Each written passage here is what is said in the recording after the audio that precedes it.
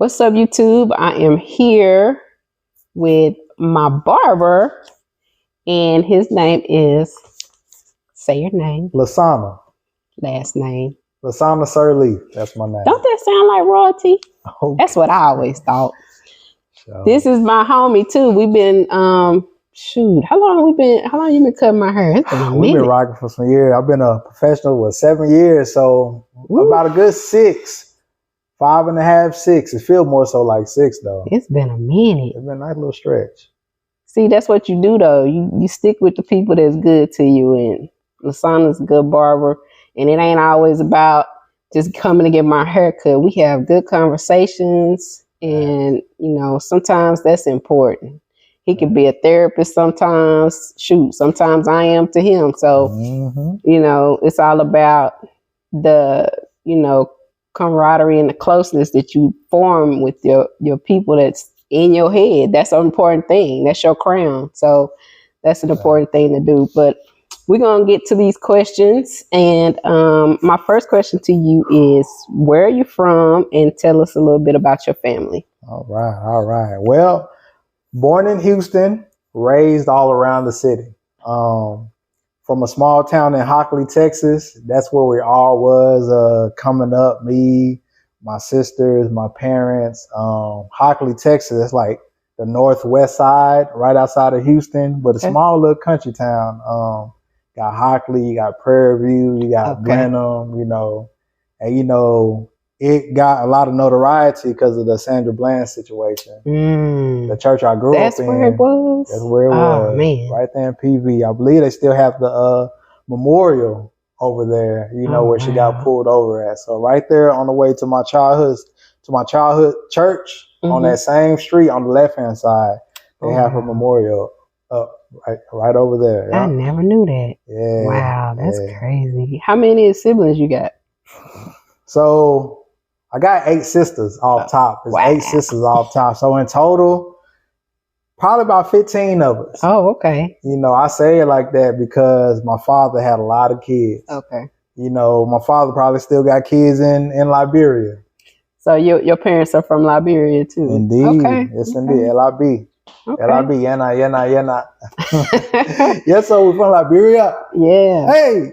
All right. Rip your stuff, man. Yeah, for sure. Gotta let them know. But so what made you interested in becoming a barber? So people ask me this question a few times before, and I'm gonna always tell it the same because it's a true story. So when I was young, about 5, 6 years old, my parents went to Liberia for some time, and some things happened, some tragic things happened to where my mother came back by herself. Due to my father's passing, she came back to herself. So she came back to the States herself. And, we had to restart our family in Houston, pretty much start all over again. So we moved to Katy, that's right outside of Houston. And, we were looking for different barbershops for me to go to. So my mom, she would drive me all around Houston, all around Katy, all around the city to find different barbershops. We did this for the span of probably like a month or so trying to find a good barber. But as I would go into different barbershops, I used to just sit there and watch the barbers cut, right? Like a little 10-year-old kid, 10-year-old kid, sitting down, mama gone, she dropped me off at the barbershop. I just used to watch barbers cut, and it looked like magic to me. The way they'll put the line around your head, and the line would disappear, they'll fade it up and everything, put a nice edge up. I used to see guys get transformed. Then the shop atmosphere, the conversation, the laughs, I grew up with a lot of sisters, so it wasn't really like that at the house. It was fun at the house, but it was different being at a barbershop. Right. And from there, I was like, man, I want to do the same thing. So that's cool. In a nutshell. Then 4 of my sisters are cosmetologists too. Oh, okay. Yeah, so that's kind of how. That's good. Like everybody, like you really don't have to go nowhere to get your hair done. You can go to your siblings. Right there. That's cool. There. Yeah. So how long would you say it took you to get good at your craft? That's a good question. I always tell people I'm steady trying to get good. I look at my own craft I guess I'm my biggest critic. So I look at my own craft like, man, I could do better at that, better at this. Mm-hmm. But I can't really say the time where I got good, but I know a moment to where I was like, man, like this is paying off was when, so I used to cut my own hair in junior high, cut a couple friends' hair, you know, at the house and stuff like that. But one time I had cut my nephew's hair, my nephew Cameron, Mm-hmm. and we was at the house by ourselves, and I set him up in the living room. I cut him. At that time, he was just getting like an even all over. But that haircut came out good for some reason. That mother came out fire. Like it was a simple even all over, super low with a edge up, with a line up. Okay. But I just did my lineup differently that day, and it came out crisp. I couldn't wait for my sister to get home so I can tell her, you know, I'm pulling my nephew. Like, come on, nephew, I got to show you. About to look, I'm pulling him against his will. You know, come look at this haircut. You know, so yeah, I think that day kind of gave me that confidence. I bet you took some pictures what? That day. Man, I got so many pictures of my nephew's haircut. I used to force them to get a haircut. Oh, really? You know, because when you're young and you're cutting, yeah, you don't get to cut as much, so you'd be excited to cut every single time. So, yeah, I used to wake up in the morning sometimes, come get your haircut. They used to hate it. Oh, man. Yeah, well, shoot, I would have loved it because, well, yeah, when I grew up, I couldn't get my hair cut. So, but anyway, for sure. So since I've been around you, I know that you've been through some hardships. You know, trying to be a barber and become what you pretty much are now. I know you're still striving to be more, but what are like some of the jobs that you had to do just to get by while you were cutting? Man, I love that question. This might be one of my favorite ones. So the jobs I had to do, you know, in pursuit of my dream. So I done had some crazy jobs, Marsha. Like I done had some crazy jobs. I had jobs that people ain't want to do, so I took the job. Man. So, man, where do I even start? So before I got into barber school, I was working construction, right? Mm-hmm. Doing underground work with this company, this electric company. And when I wanted to go to barber school, they couldn't work with my schedule. So I had to quit. So I was in barber school, but I started working at this warehouse and I just needed a job. I quit the construction, started working at this warehouse. Had to be there at 5 o'clock in the morning. It's still dark outside, 5 to 2, 5 a.m. to 2. Mm-hmm. And yeah, it was a BS job. It was at a plant. It was at a plant, and it wasn't even a warehouse. It was a plant. It was like a grease plant. Uh-huh. So when you work there, when you leave, you look like a mechanic. And I'm on the grease line, so they have tubes of grease coming down from a big old boiler. So the boiler turns the grease, makes it real hot. The grease goes through some tubes and it drops down to our line, and the tubes are on the conveyor. And sometimes the gasket in the oil tube up above us would burst. Ooh. The gasket will burst, and it'll get on some of us. Or if you have to clean it up, that's where it gets real dirty. We go through so many towels, and it's a crazy job. Like dudes were fighting in the restroom. Like everybody they hire either did some time or have some kind of record. Oh, okay. So it went down over there, and long hours. So you be going to school all greasy and stuff. So I would work, get off at 2, shoot to the house, either change real quick or take a shower and hop right back in the car because I had to hit Highway 360 at least by 3 o'clock. If I hit about 3:15 or 3:30, it's gonna take me an hour to get to school. Oh wow! You know that 360 traffic in Arlington be crazy around that time. So yeah, I used to be very, very tired, falling asleep on the road. Like it was horrible. So I done had other jobs with temp services. I understand. Yeah. I totally understand. Cause you be on that 360 a lot. I do. I do lift a lot, so I already know what's crazy. It seems like every highway is full now. It's full. Oh my God. It's every highway. It's not no shortcuts. Is like the little roads off the highway. That's it. But it's crazy out there now. Oh yeah. So I said that I asked that question because you know, some people might be like, well, I can't do this because I'm working, or I can't do my dream because I'm working, or whatever. No, you have to figure out a way to get to doing what you want to do. Right. And that's what he did. He made a way to work and to go to school. And sometimes you have to do that. You are a man of faith. How important was it for you to keep your faith in your journey? It was very important. I mean, prior to becoming a barber and during, you know, my career, it's you have to keep your faith. I say that because sometimes I didn't think I was gonna be able to be a barber. I remember when I graduated out of high school from Keys High School, first thing I did was shoot to the barber school, you know, to go get a barber license. But just my life situation at that time, I wasn't gonna be able to make it to school. You know, I wasn't gonna have a way back to school. Then there was things going on with the financial aid situation. So I just kind of put it on hold for a while, and I just started working different jobs. You know, working at my pastor's restaurant and stuff like that. Then when I did get in school, then like I finally went to school like 2 years later, and I went to school. I graduated. Well, I got all my hours. Took the state board test. I failed. Failed that joint, and it was such a rough day, like getting to that appointment. So I was already cutting in the shop. So I graduated. I took my written test. I passed that, but my practical test, I failed the first time. I was already working at the Hornies, and so I was getting ready. And when me and the model got there, number one, my smock was sleeveless.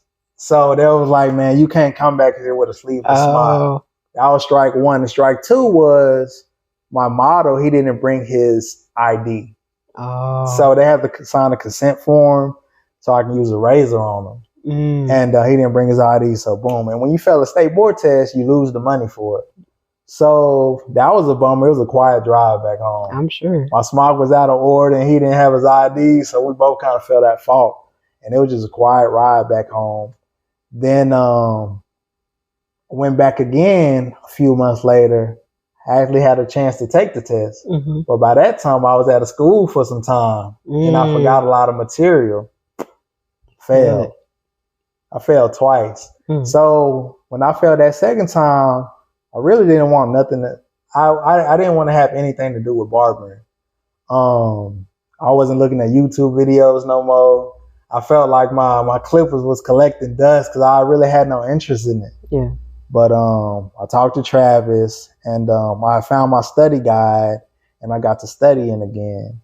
And I was at work studying at the same time. I was cutting hair, studying in between clients, or studying as I cut clients, and I had caught a stomach bug. So I had a crazy day that day. Just imagine I'm cutting, studying, going to the restroom. Cutting, studying, going to the restroom. And I told Travis, I said, man, I think I'm sick, man. I'm not feeling well. He said, you're not sick, son. You just nervous. I was like, man. He was like, just calm your nerves, man. You all right? You got it. You've been doing your thing and you've been studying. So he gave me some real sound advice that day. You know, but it's still, I was physically wavering and spiritually wavering too. I was worn. Yeah. And I set the appointment for like 1:30. I didn't want to set it out too far to where I'm thinking about it so much and anxiety builds up. So I set it for 1:30, left the shop, me and my model. We went there and I passed. And I felt like a big old weight lifted up off my shoulders. And but it was nothing but my faith that kept me there, faith and perseverance, because I'd already be done with it. Yeah. The same guy that swore up and down about barbering, I already quit. And still to this day, you know, after you do get your blessing and you're operating in, you know, what you prayed for, your faith is still tested. My faith is still tested from day to day. Like I'm in a season now to where my faith is tested. I'm sure. In barbering. So yeah. But you didn't give up. So, and I'm going to show you guys what the shop looks like. Lasana didn't work in his own shop before. Lasana is in his own shop now, in which I'm proud of you because you worked hard to get here. Yeah. And, not everybody can say that. So, yeah, y'all gonna get a good look at his shop. Yeah, for sure. So what advice would you give a barber that's struggling right now who kind of wants to give up? Man, first thing I'll say, man, pray about your situation. Pray about that situation because it doesn't matter how many marketing classes you done took, how many, people you done sat down with, how many YouTube videos you done watched. Like if your mindset ain't right, everything is going to fall by the wayside. So, man, pray about your situation. Stay encouraged. Sometimes you got to encourage yourself. And once you do that, then you can get a mentor. Then you can, study other great barbers. Then, also be around other great barbers. Be around other great people. Because sometimes a good conversation, somebody else's mindset, somebody else's outlook, it can help you out in your career. So yeah, that would be my advice. Good advice. Good advice. For sure. You have some products that you sell. Talk about them, and then I'm gonna put the camera on them so everybody can see what you're talking about. Cool. So first and foremost, I'm not a product guy at all. I'm not a product guy. I'm more so like a service type of guy. I like to talk to people, deal with people, make sure people are well. But I realized the people who I service, they needed something, right? They needed something throughout the week to kind of help keep their hair tamed and groomed before their haircut. So, I wanted to formulate and create a product for them. Okay. So that's when I created my line of products. I have hair moisturizer, curl moves. I also have a cologne also. So, yeah, that stuff smells good. I am not lying. Every time I wear the cologne, I get compliments. And they like, where you get that? My barber. Yeah. And it's his. It's not something he bought. He actually had it made. And they did a good job. Appreciate that. They did a really, really good job. Appreciate that. It's called Harmony Essentials, by the way. Yes. Harmony Essentials, real great products. It's essential products that you can use every single day. That's going to help you with your grooming needs. Because who wants to have a bad hair day? Right. You might have a bad hair minute, might have a bad hair moment, but you don't have to have a bad hair day. So right. That's my mindset behind it. Okay, and finally, tell people where they can follow you and purchase whatever they want from you. What's your socials? Okay. Well, Instagram for the barbershop is Kutter Concepts. Kutter with a K, then Concepts. Website for the shop is KutterBarbershop.com. You can also go to theharmonystore.com. That's Harmony, HARMENE store.com. And what else? Barbershop and the product line. Are you on Facebook too or no? Yeah, Facebook. See, I told you my voice is going to crack. Facebook, Kutter Concepts. Kutter with a K, of course. Instagram, same thing. Okay. Yeah. Okay. For sure. Well, Lasana, I appreciate you for doing this interview with me. I definitely want you to get out there. I'm so proud of where you came from and where you at now. And I know you're going to keep doing even more things and getting better. So just thank you for coming in, doing the interview with me. Appreciate that. My pleasure. Thank you. 100%. Well, y'all, that's another episode of Still Standing.